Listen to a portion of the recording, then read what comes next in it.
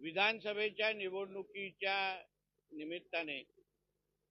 आम्ही सगळ्या जणांनी ठणकावून सांगितलं होतं की महाराष्ट्रामध्ये सक्षम असा धर्मांतर विरोधी कायदा म्हणजे लव जिहाद विरोधी कायदा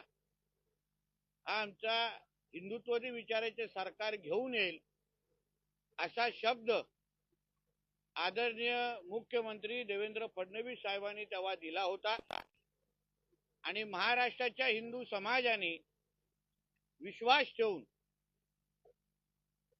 आपल्या हक्काचं हिंदुत्ववादी विचाराचं सरकार महाराष्ट्रामध्ये निवडलं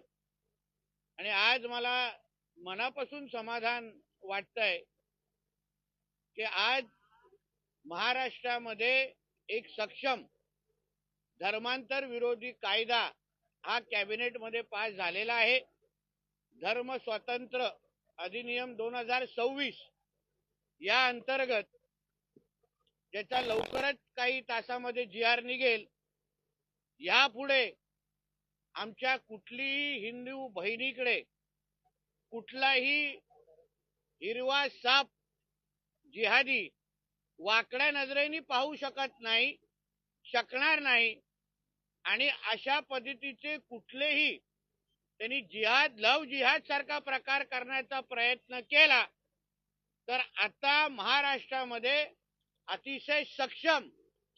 असा धर्म स्वतंत्र कायदा अधिनियम 2026 म्हणून आता कायदा लागू झालेला आहे। यासाठी मी आमचे आदरणीय हिंदुत्ववादी विचाराचे मुख्यमंत्री देवेंद्र फडणवीस साहेब, दोन्ही उपमुख्यमंत्री आणि पूर्ण कॅबिनेटचा मी मनापासून आभार मानतो। याचबरोबर हा कायदा